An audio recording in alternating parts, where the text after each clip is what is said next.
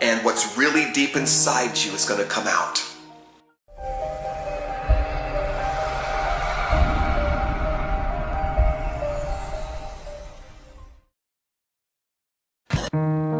I had my first dream about dying for Jesus. Now, I may have had other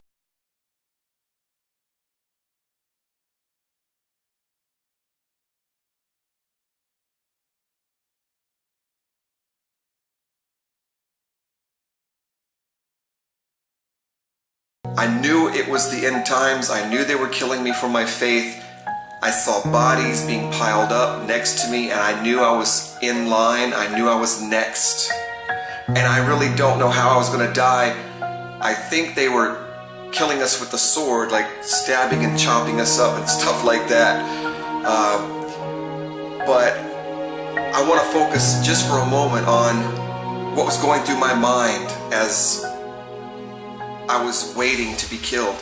And it was real to me, because it was so real to me because even now, while I'm awake consciously here in the world, I'm preparing for that moment. I prefer to go that way. I don't want to die in an accident or from a disease or cancer or slipping in the tub or anything. If I had my choice, I'd want to die for Jesus. And I want to encourage my brothers and sisters around me who see a bold Christian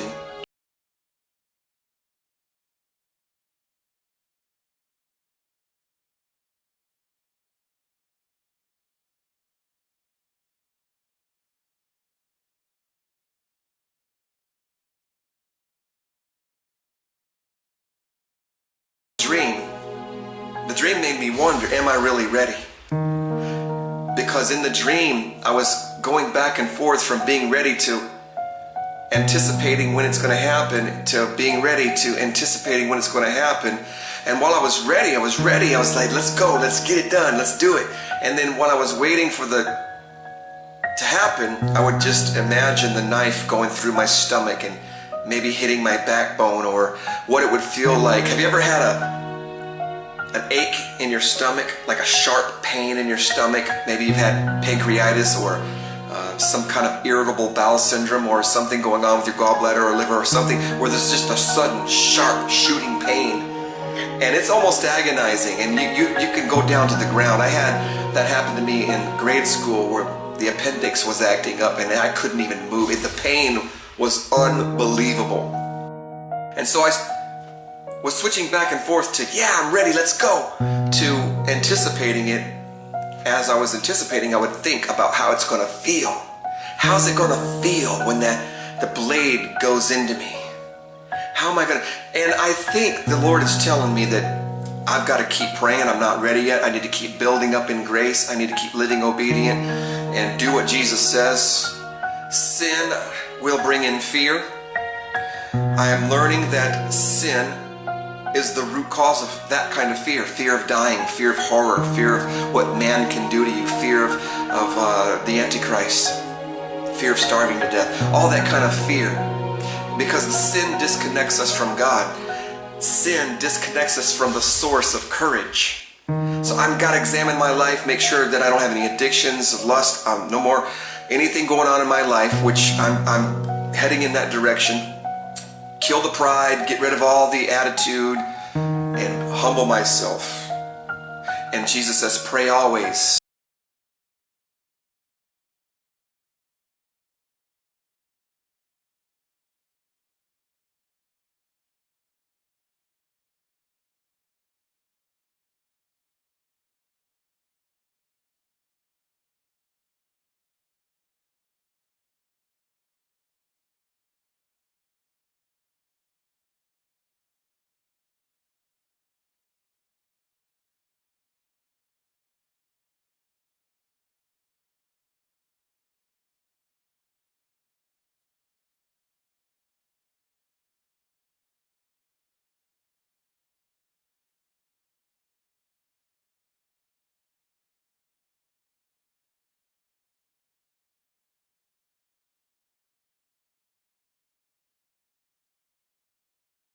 And are we living for Him and obeying Him? That kind of faith and the power of God that's moving in our lives will increase us in obedience, and it will increase us in the armor of God and the preparation of the spiritual things we need: courage, endurance, patience, and such like. So the sin is a problem. We've got to get that out of our lives so that we're ready for that moment, because many of you lukewarm backsliders, playing with sin, still masturbating and smoking your cigarettes and stuff like that, you may get a little buzz once in a while with a beer, glass of wine, and might think you're ready. Or you might be watching your reality TV and watching TV a lot and movies, and you're not really that on fire for God, and you think you're ready.